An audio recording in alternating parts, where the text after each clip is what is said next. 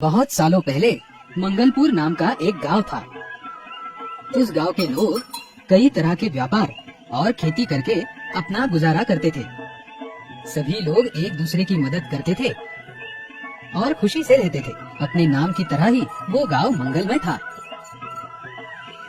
लेकिन मंगलपुर गांव के बाहर एक घना जंगल था। एक दिन उस जंगल में एक बूढ़ी डायन आई। वो डायन रोज रात को गांव में आकर गांव की भेड़ बकरियां और पालतू जानवरों को पकड़ के जंगल ले जाती और उन्हें मारकर खाती थी। लेकिन गांव वालों को इसका कुछ भी अता पता नहीं था। इसलिए गांव के सारे लोग यही चिंता में रहते थे कि आखिर हमारे जानवर कौन चुराता है।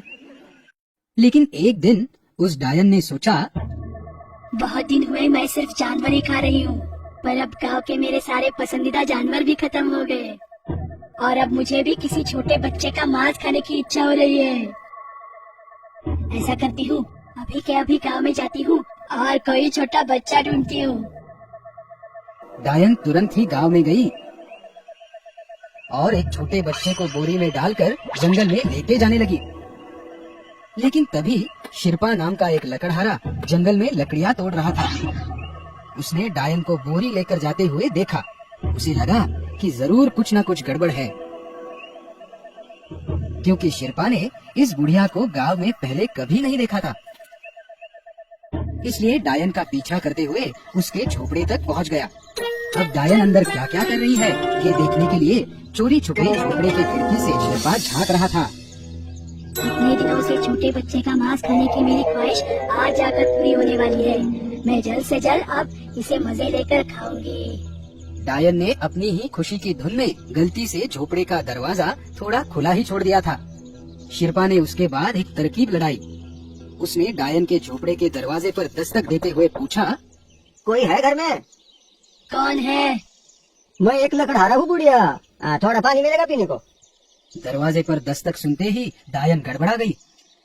डायन ने सोचा, इसे जल्दी से पानी देके यहाँ से भेज देना ही ठीक होगा और मुझे कोई छोटा बच्चा खाते हुए देख भी नहीं पाएगा। दस्तक देने के बाद अब डायन अंदर क्या कर रही है ये सब भी शिरपा ने बड़ी चालाकी से दरवाजे के दहलीज से झांक कर चोरी चोरी देख लिया। डायन ने झट से अपनी बोरी छुपाई और डायन दरवाजे पर आके बोली, हाँ बाबा, देती हूँ पानी। थोड़ी देर रुको, मैं कुएं से अभी पानी लेके आती हूँ। डायन के जाते ही शिरपा ने बच्चे को बोरी से कैसे तैसे बाहर निकाला और बच्चे को घर भागने को कहा। बेचारा बच्चा भी डायन से बहुत घबराया हुआ था। वो तुरंत ही अपनी घर की ओर दौड़ा।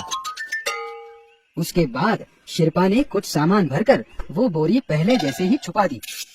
कुछ देर बाद डायन कुएं से पानी लेकर वापस आ गई। शिरपा ने डायन से कहा, अरे बुढ़िया, आप जंगल में अकेले रहते हो, आपको डर नहीं लगता? इस पे डायन हंसकर बोली, डर और मुझे तुम्हें बताती हूँ। असल में मैं एक चुड़ैल हूँ। मुझे छोटे बच्चों का मांस खाने में बहुत पसंद है। वह बोरी देख रहे हो, उसमें मैंने आज ही भगाया हुआ एक बच्चा छिपा के रखा है। ऐसा क्या? लेकिन आप गांव की तरफ अकेले जाते हो, आपको डर नहीं लगता? गांव वालों ने आपको देखा और पकड़ के मारा तो? अरे मुझे मारना इतना आसान नहीं है। अरे मेरी जान तो इस झाड़ू में है। जब तक ये झाड़ू टूटता नहीं तब तक मुझे कुछ भी नहीं हो सकता। ये सुनते ही शिरपा ने सोचा, अब अगर इस डायन से पीछा छुड़ाना हो तो कोई न कोई तरकीब तो लड़ानी ही होगी। शिरपा ने डायन से कहा, मुझे भी छोटे बच्चे खाना बहुत पसंद है। अभी अभी मुझे तुम्हारे ही झोपड़े में छोटे बच्चे की बू आ रही थी। ढूंढने पर मुझे यही एक बोरी में एक छोटा बच्चा मिला और मैंने तुरंत उसको सफाचट कर दिया। बहुत ही स्वादिष्ट था। वाह, मजा आ गया। ये जानने के बाद डायन को काफी गुस्सा आया, क्योंकि वो छोटा बच्चा तो डायन खुद मजे लेके खाना चाहती थी। डायन तुरंत जाकर बोरी निकाल कर देखती है तो सच में उसे बोरी में बच्चा नजर नहीं आता। वो गुस्से से लाल होती है और चिल्ला के शिरपा को पूछती है, तुम तो एक साधारण लकड़हारे नजर आते हो। जरूर तुमने ही उस छोटे बच्चे को भगाया होगा। मेरे सामने कुछ भी मत बको, अरे हाँ, मैं लकड़हारा हूँ, लेकिन वो सिर्फ बाहर के लोगों के लिए। असल में तो मैं एक मांत्रिक हूँ। मुझे भी काली जादू आती है, और मुझे तो खाने में छोटे बच्चे ही बहुत पसंद है। आज तक मैंने अपने काले जादू की शक्ति से कई सारे छोटे बच्चे खाए हैं। डायन बहुत ज्यादा गुस्से से शिल्पा को कहती है, लेकिन वो छोटा बच्चा तो मैंने खुद बड़ी मुश्किल से भगाया था, और तुम उसे कैसे खा सकते हो? वो तो केवल मेरा ही शिकार था। अरे बुरा मत मानो, मैंने आपकी शिकार खाई है। अब मैं ही आपको एक छोटा बच्चा ला कर देता हूँ। अब आप गुस्सा ठंडा कीजिए और बस थोड़ा सा इंतजार कीजिए। हाँ चलो ठीक है, लेकिन तुम्हें तो अब गांव पहुंचने में बहुत देर लगेगी। तुम गांव कब जाओगे और मेरे लिए छोटा बच्चा कब लाओगे? क्यों ना हम ऐसा करें कि हम दोनों मिलकर इस झाड़ू पर सवार होकर तुरंत ही गांव के सीमा पर जाए। हाँ हाँ बिल्कुल, क्यों नहीं। चलो चलो जल्दी चलो। वो दोनों मिलके डायन के झाड़ू पर बैठे और हवाई सफर करके कुछ ही पलों में गांव के सीमा पर पहुंच गए। चलो अब मेरे लिए जल्दी से बच्चा लेकर आओ, तब तक मैं यहीं बैठ के तुम्हारा इंतजार करती हूँ।